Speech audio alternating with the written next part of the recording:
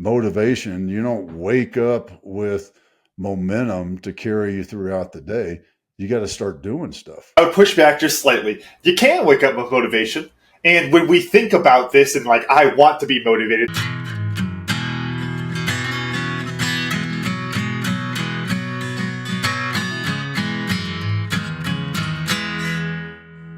Hey, welcome to 10X Your Team with Cam and Otis. We're a father-son leadership podcast where we talk with other lifelong learners about making an impact and solving big problems. And the weird thing, and I've commented about it, but I think it's I don't know weather, and maybe it's just an idle conversation, small talk thing. You know, I was talking with a client this morning who was up in Maryland. The heat dome. We're making fun of that. But it does seem to be. I think you know what. Here's my thought on weather. It's a common ground that everybody experiences in one way, in one form or another. That right there is an interesting way to think about it. Yeah. And I think, when you said the small talk thing, what came to mind is I've kind of been playing with this idea a little bit of the trying to get out of small talk, trying to have more big conversations, those kind of things. And as you were talking, it's like weather almost checks both those boxes in a kind of nice way. Because it is big and it is, a very important thing. If I'm talking about a monsoon coming this afternoon, that's a big thing. That could mess up somebody's house. That could take out power lines. That could do all sorts of stuff. But at the same time, it's just the weather. And it's really non-contentious and those kind of things. We can all just kind of shake our fist at the weatherman for messing things up and stuff like that. And it kind of keeps us all on the same page for something big. And it's a little bit easier to talk to. So I wonder if it's a little bit of both, big talk and the small talk. I don't know. Yeah. I was having a thought about it, and what it makes me think of is it shows common interest. It's a common interest, and I think it also shows a genuine concern for the individual. Kind of geez, it's hot there, huh? Let me show you some empathy. Yep. Right? Oh, monsoon season, or whatever it may be. You get that empathy, that human empathy, and the relationship discussion there. I think there's a big point to that, and it reminds me of a guy I met yesterday who's going to be on the show here in the future, TK, and we talked for probably 45, 50 minutes, maybe a little bit more, and one of the things that he said, and I thought, dang, it's like I don't want a reason to call somebody. I want to develop a relationship. I don't like it when he's telling me this, and I'm the same way. I think that's probably why he and I talked for so long. A 20-minute, Yep. Scheduled 20-minute phone call that went almost an hour. I think it's because we both had to pee. But just calling you out there, TK. But we were both in that. I don't want to be transactional. And I think there are people out there, and speaking of which, I threatened a client this morning with this. There are people out there that want to be transactional, and I'll give you the example because I think this leads to what we were going to talk about, or are going to talk about, because maybe we'll get there. Maybe. I was at a veteran entrepreneur networking thing a couple of weeks ago, and got there early as I usually do, and ran into my buddy Sam, not Sam the guest, but Sam the future guest, and Sam's the archery guy, and he was talking with another veteran and that veteran's wife. And when I sat down and introduced myself to him, and he said, we did the normal exchange of names. what do you, so, and I said, so what do you do? He says, I need a job. I said, okay. I kind of, because whenever somebody approaches me like that, I'm very anti-help because I don't just have jobs. Right. And I was like, well, what kind of job? I don't care. I just need a job. Well, you know, I didn't go into my diatribe of, well, I understand that, but you got to look for something. And if you're Yeah. not looking for something, you won't find it. And I feel kind of bad because I was kind of rude to the guy in my normal sense of being very nice and accepting of folks that want to pitch me on whatever. He handed me his resume, and I'm like, that's nice. And um, I kind of glanced at it, and I handed it back to him. I said, just email me your resume. Go here's my card. Call me, set up a time, and let's talk. And I haven't heard from him. And my point, and bringing it back around to my client I was talking to this morning, Mm-hmm. I said, dude, if you go to some, because he mentioned going to some networking event, if you go to a networking event and you just say you're looking for a job, don't ever mention my name. Yep. I think what he was doing is he was picking up and looking for his next adventure in life, starting to figure out, okay, well, how do I start to get the ball rolling? How do I build momentum in meeting people? And I think there's an interesting philosophy that goes with that. And crap, I'm drawing a blank on the guy's name.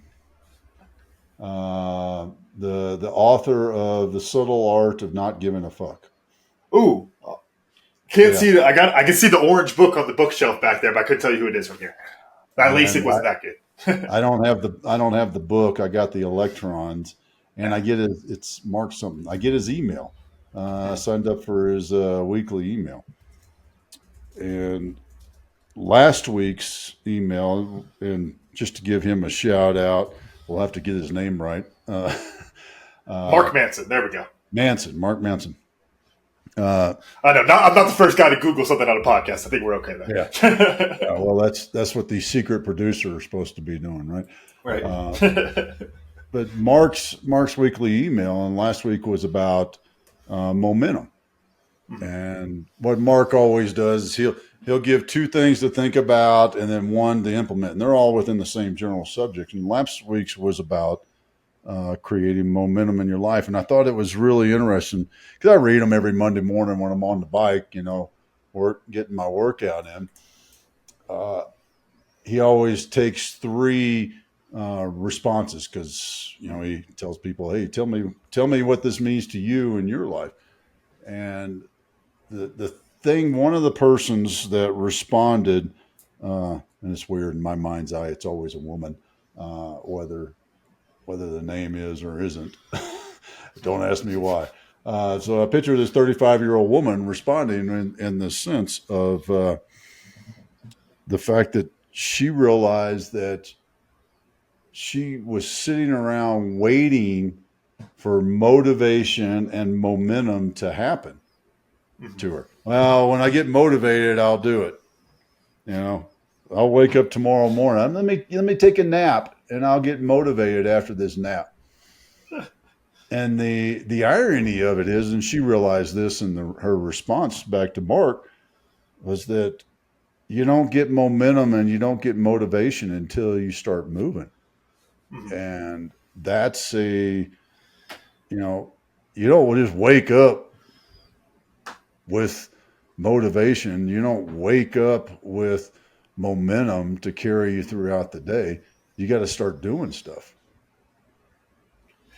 Yeah, I think the way I like to think about it is I would push back just slightly. You can wake up with motivation, And when we think about this and like, I want to be motivated, that's what we picture. So we picture that time that we did wake up and we had motivation. We shot out of bed. We're like, let's go. I always use the example of the early mornings before like a rugby game, and I'm waking up at like 5 a.m. because I want to go play rugby, right? It's like that. There's a lot of motivation. There's a lot of excitement there. You could also probably argue I had some momentum from the week building up to it. Of course, you'd probably, make that conjecture there. But the key is that motivation is fleeting. Motivation is not something that's going to be consistent. Motivation is going to come and go. It's kind of just, motivation falls more into like the chemicals in the brain than it does anything in actuality, right? There's things that can sometimes be going well up there, and there's some things sometimes that don't work that well, right? And if you're always looking for those happy chemicals to be going in your brain, then you're going to be really disappointed.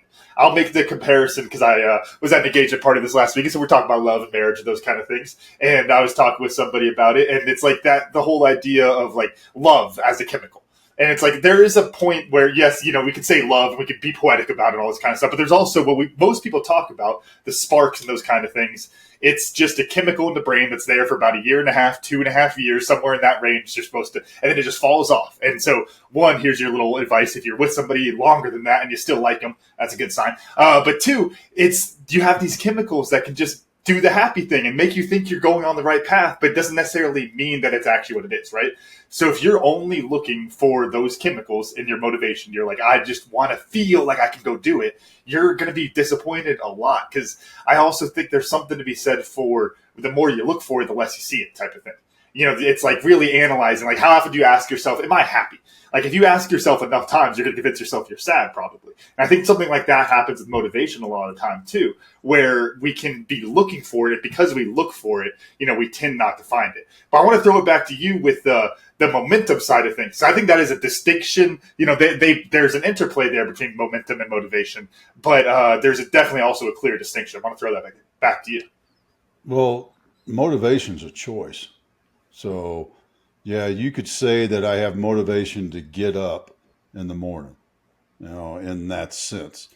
Momentum is, it's physics. I don't remember the formula, any of that stuff. But the way I like to think of momentum is the flywheel. And for those of you who don't understand the concept of the flywheel is a big wheel that turns a fan belt, or in your car it takes the momentum of the engine and converts it into the transmission and those sort of things, the flywheel. And it's usually a larger thing that the old phrase comes from getting momentum in the flywheel, because it's a big gear that takes effort to move. And you get into a little bit of the physics of the bigger gear, because it takes more effort to move it. But once it starts to move, because of its larger mass, it carries that momentum. But the point of the whole thing is getting it to move. Now, and I always envision I got to grab it up here and I start to pull on it and I pull on it. Okay, it's moving. It's finally moving. It's going. And then you know what else I got to do? Once it starts going, I got to keep it going. I got to keep putting effort into it and keep it moving. That's momentum. Motivation is the choice in your head. Momentum is I take that first step and I'm carrying momentum. I'm getting out of bed to go work out. So that first step, maybe it takes, you're laying down in bed under the covers and you look and see what time it is, or your alarm goes off. Motivation is what gets you out of the bed, and you choose to be motivated to get out of the bed. I want to add a layer to that, because you're using motivation there, and I don't think that's quite the right word. I would say that's dedication, and that creates the motivation. Kind of I could dive into it if you think it's necessary, but it's like, to me, it's kind of the invoke the muse type thing. The muse is the motivation. It can come, but it comes from you creating that action. The dedication to get out of bed rather than hitting snooze on the alarm. Because that, I think, gets into the key there. When we think about the like where you get this like energy that we talk about motivation. Yeah, that's why it's like I'll use the word energy there for a second because I think we can get lost in the semantics of it. But that energy that we're talking about that's pulling us forward and those kind of things, the lot of that comes from the confidence in your actions, in my opinion. When it's not that you get motivated because you have this thing that you're so excited about. It's that you are building yourself towards it. Kind of like I was talking about the rugby example. You're building your momentum up through your dedicated actions. And that's kind of where that comes from.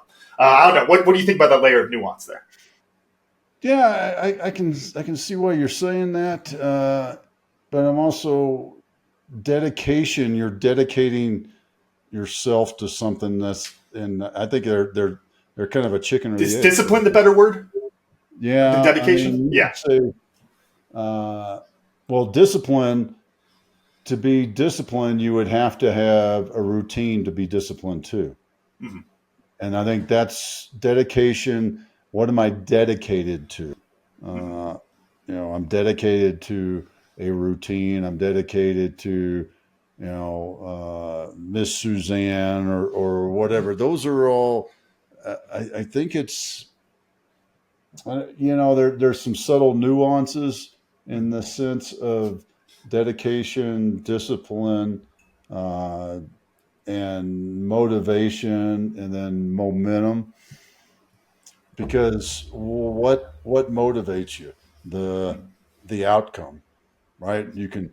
What's the outcome of getting up and working out versus what's the outcome of staying in bed? In that sense, I think that's what, if you have the right outcome, that's the thing that's pulling you to action.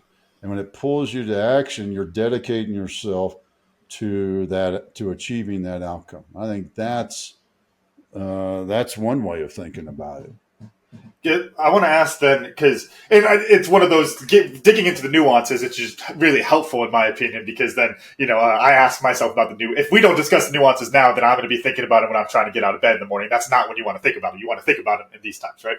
But how do you explain then the lack of motivation or those valleys in performance where where that pull is not as strong? What would you kind of define that as then? I think in that sense, you don't believe in your outcome, or you don't have an outcome. Why do I want to get up in the morning? What's my, was it Simon Sinek that said, if your why is big enough, you can accomplish anything. What's going to stop you? You just have to have a big enough why. If my why is, I want to be fit and I want to run a marathon, or I want to be able to hunt elk, or whatever your why may be to achieving the outcome. I think, and that's a nuance also. It is that's the fuel that makes you dedicated, that makes you disciplined, and discipline and dedication, I think, are almost interchangeable. It is what's pushing you to do it. I mean, if you're getting up out of bed and we'll just stick in the workout because that's just such an easy thing to think about. If I'm, even the night before, let's say the night before, I set my alarm to wake me up at a certain time because the night before I'm being disciplined to set the alarm in anticipation of the next morning. And that morning, when the alarm goes off, maybe in that case, I'm being dedicated to the commitment of going to work out because my why says that I want to, I want to be fit. I want to, weigh a certain weight, have a certain kind of heart rate, all these sort of things that should be your why to drive you, to keep you dedicated, to keep you going forward, that momentum.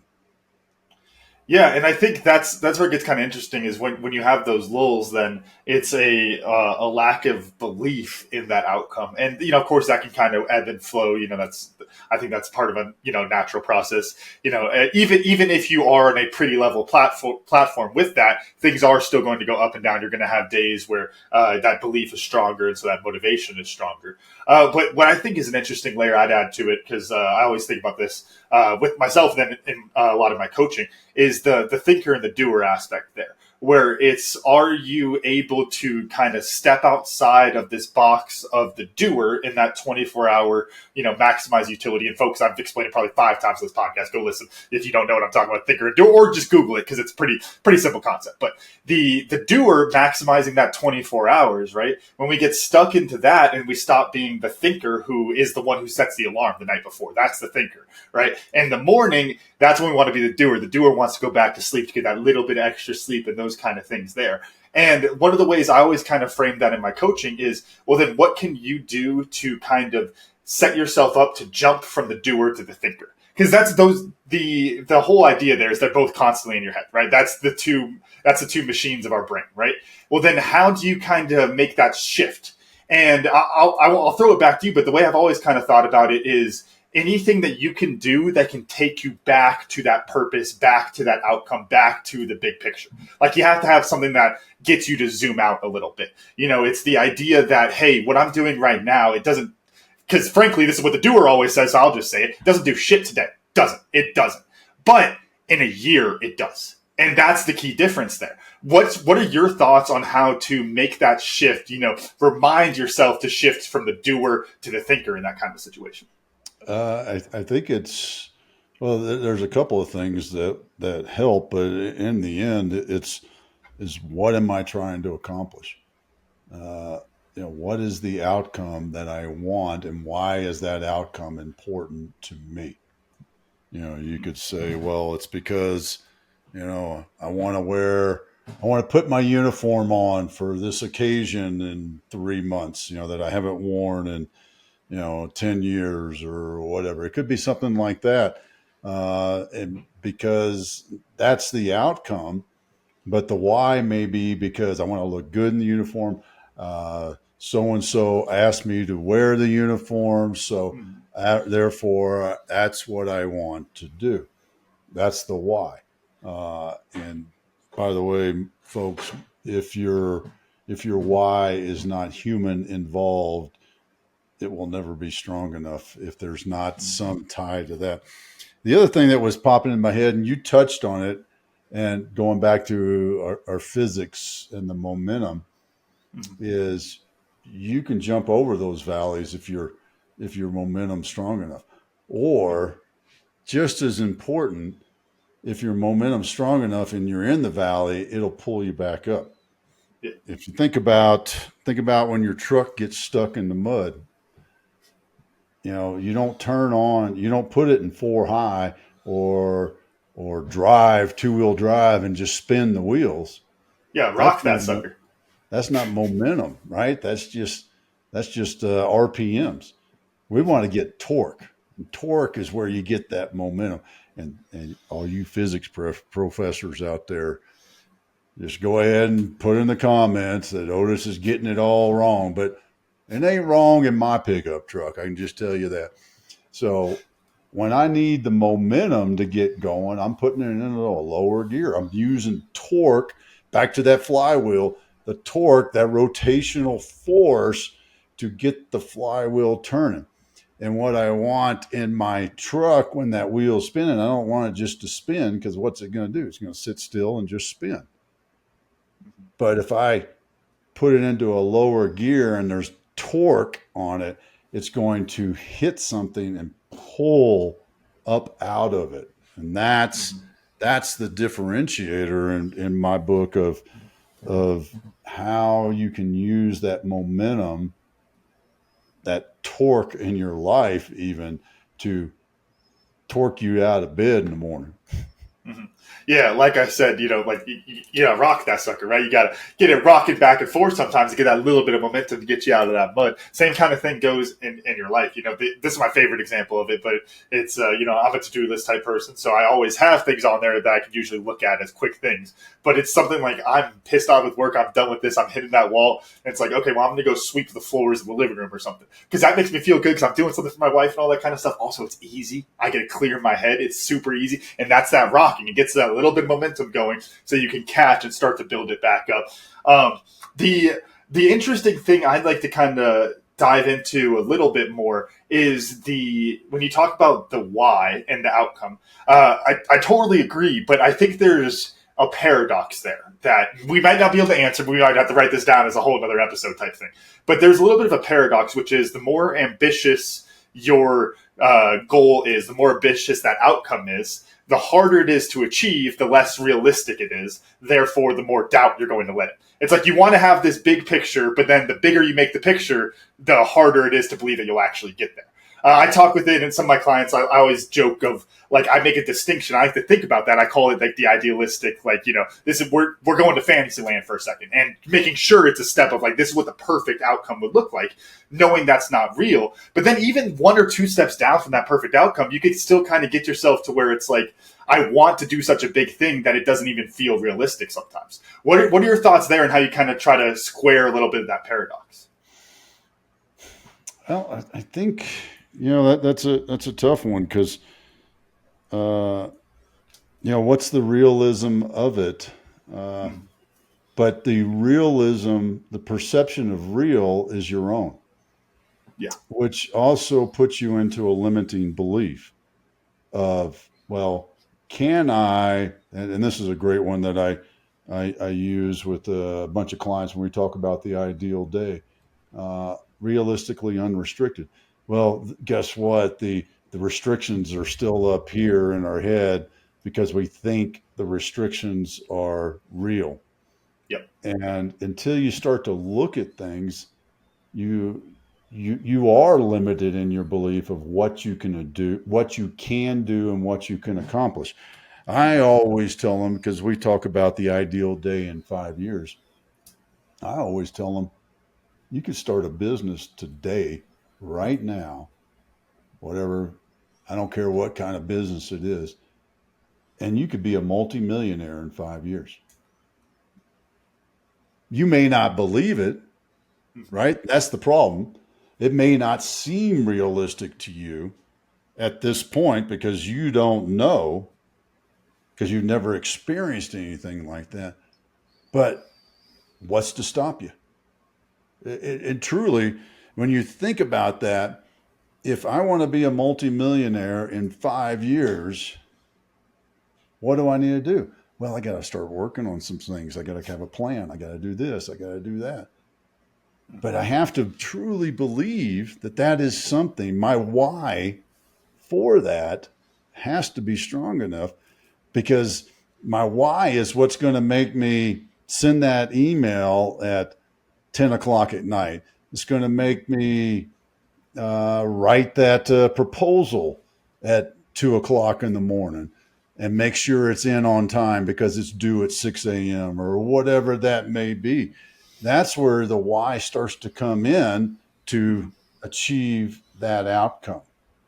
Yeah, and And go ahead. I was just going to say so I think there's a really good distinction. So why and outcome, I think we tend to kind of cluster them together, but the nuance there of separating what you really got to is the outcome can change, but the why remains the same.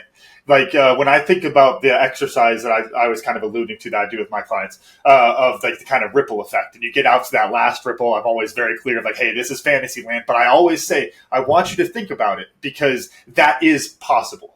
Those type of things, it's really hard to say what really is possible, what isn't when it comes to things like that because you can't predict the future, right? You have no idea how big of an impact you can have until you start to go out and try to get it, right? So it's important to have that big picture ideal, but also know that it might not get there because I think your kind of point, if you spend that whole time there in fantasy land, you might not actually make that jump forward. You might not connect it to reality. But then it kind of takes me back to something else we talked about, which is, the impact and kind of the who behind the why. And I talked about this with Engage of, I always just want to help one kid. And we had a guest on the show. I don't remember who it was exactly, but they challenged me like, well, Camden, if you always just want to help one, you'll never help 1,000. You'll never help 10,000, right? And they're very true. But the why is still there. I think is really interesting. The why is to help the one kid. The outcome that I want is the 10,000. And I think there's a slight distinction there. What do you think? Do you think that kind of cleans that up a little bit there between the why and the outcome? I think so. I mean, that kind of a why, because I use a similar one when I do a whiskey words or Monday moments. If it impacts one person, then it's successful. And do I have to know that it impacted one person? No. But I have to believe, and that belief is the why that gets me to do it. Because what if I don't write Monday moments this week? Who would miss it? Would anybody? I don't know. I'll never know for sure. However, as long as I believe that somebody somewhere is getting some use out of it, that's my why. That's why I write it every week. You mentioned the ripple effect, and this is a little bit of a diversion.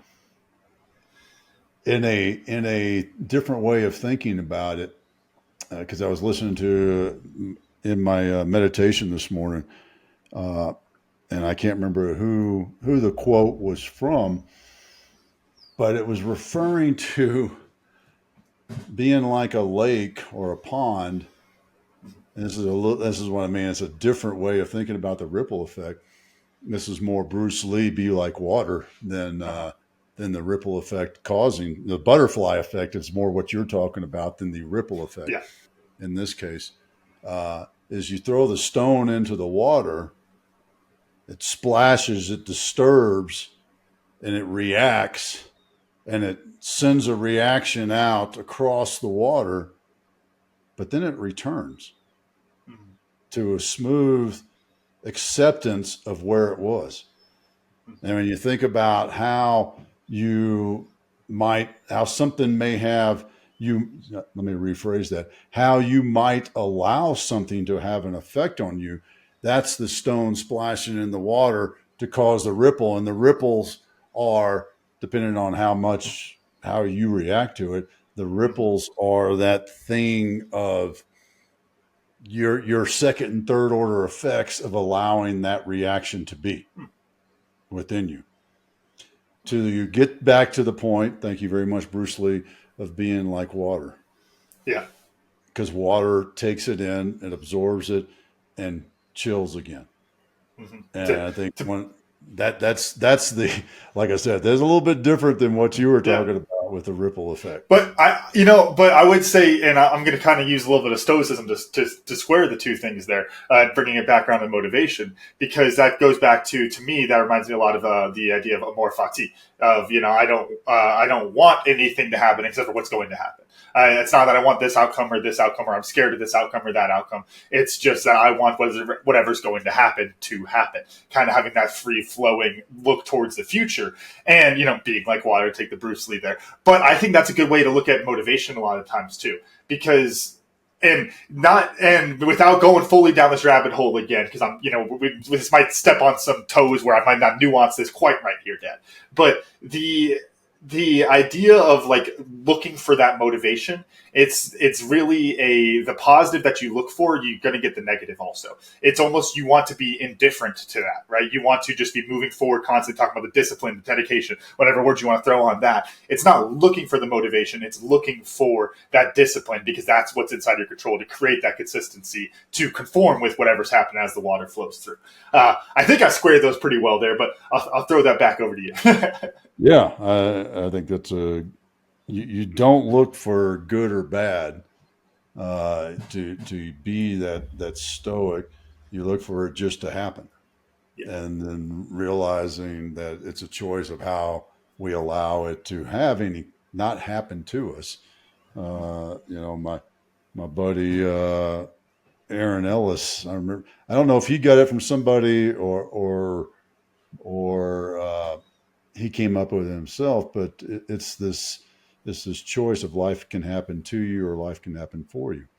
And when you think about that, it's a choice. Viktor Frankl talks about the the moment that exists between stimulus and reaction, and in that moment, you get to choose. The last thing that a man can have is the ability to choose. And as long as you are choosing, you're choosing to get up in the morning, you're choosing to be disciplined, you're choosing to be dedicated. Those things, that's where I think bringing us back around full circle to momentum, the choices we make is what creates the momentum. I talk about a negative mindset, a negative energy, and that can have just as much momentum as a positive one. It's the old thing that I grew up with is bad things happen in three. Well, bad things happen in three because you chose number one to be bad, and because you believe they happen in three, you walk around and have the momentum to look for number two and number three to happen to you. And what's that? What's that? Self-fulfilling But prophecy. Oh yeah. yourself. Yeah, there you go. The self-fulfilling prophecy. I think that is the fundamental. Bring it back to that's momentum. Momentum does not mean it's positive because momentum can still be negative. You can have, I feel like shit. Damn it. What'd she just say? That goddamn chip. That Yep. guy cut me off. That son of a bitch. Get a phone call. Yeah, what do you want? Why are you calling me now? Right? I mean, it's momentum. It's still momentum, and the thing is, you get to choose whether it's a positive momentum driving you down into a spiral of living a sad life, feeling sorry for yourself, and hating people, or it's momentum in a positive way of enjoyment, intentional life, and helping others be more successful. Yeah. 100%. So, in that, what I learned, I'm just curious. What game was that you woke up for at 5 a.m.? Because I don't remember you ever getting up that early. Yeah, it might not have been Randy was. 5. It might not have been 5. It might have been 8. I think. It might have been like 5 after 8. It might have been after mom came down and shook you up at 8 o'clock. Yes, sir. But it only took her one try. It didn't take her the 4 that's normal. Yeah, for a school day. That's right. Yes, sir. All right, Camden, what'd you learn? I think to me it all comes back to, and I'm glad you kind of wrapped it up with that, but about the choice aspect to it. Came to mind at one point when you were talking was Sturgill Simpson's song. He says, "Ain't no point getting out of bed if you ain't living the dream." And it's this idea of just like, well, are you living your dream? Yes or no? Yes? Well, then get out of bed. If not, then it's that choice still of, do you want to create the life that you want to live? And if you do, if you have that strong life, you have that big outcome, then you're living the dream and you can make that choice. And I think that's such a really distinction there of, when you're living the dream, you can get out of bed, you can do those kind of things. If not, then what's the freaking point? If you don't have a good why, then what's the point? And if that hurts you, me saying that, folks, then think about your why a little bit more, because it only would hurt you if you haven't thought about it. If you're strong in your why, then that shouldn't bother you at all. Oh yeah. And if you don't know what your why is, if you don't understand how to move forward, you need to learn about leading yourself. It all starts with that, back to that discipline, the dedication. Discipline and dedication require leadership, and they require self-leadership. You cannot lead anyone to anything, to include a horse to water, if you can't lead yourself. And you got to lead yourself. You got to understand who you are, what you are, why you want to do things, where you want to go. And that's leading yourself. And if you're missing that leadership aspect, if you're struggling in your business, struggling to get your ass out of bed in the morning, then tell you what, go to 10xyourteam.net. Click on there, learn a little bit more about our leadership development system, because you don't have to be in charge of people to lead. You got to be in charge of yourself first, and learn how to lead yourself. And that's 10x your team. untitled.net. And right there in the middle of it is the one that says Green Beret Leadership Development Program. I think I threw an extra word in there. Green Beret Leadership Program. Yes, and sir. our leadership development system to help you lead yourself so that you can live your life with intention in pursuit of your purpose, which means you'll live happily ever after. So, Camden, run us out. Resisting the urge to jump down that rabbit hole about being happy. But that's all right. That's another conversation, right? We talked about motivation. We solved that one. We'll solve happiness next time, all right? Next family episode. There's your teaser, folks. All right. Thank you all for listening to today's episode of 10X Your Team with Cam and Otis. Remember, you can watch full episodes of the show on YouTube at 10X Your Team. And if you enjoyed today's episode, please make sure to pass along to other lifelong learners in your tribe so they can enjoy it too. Follow us on Facebook, Instagram, and LinkedIn. As always, the full archive of episodes available at www.10xyourteam.net. Thanks again. We'll see y'all next time.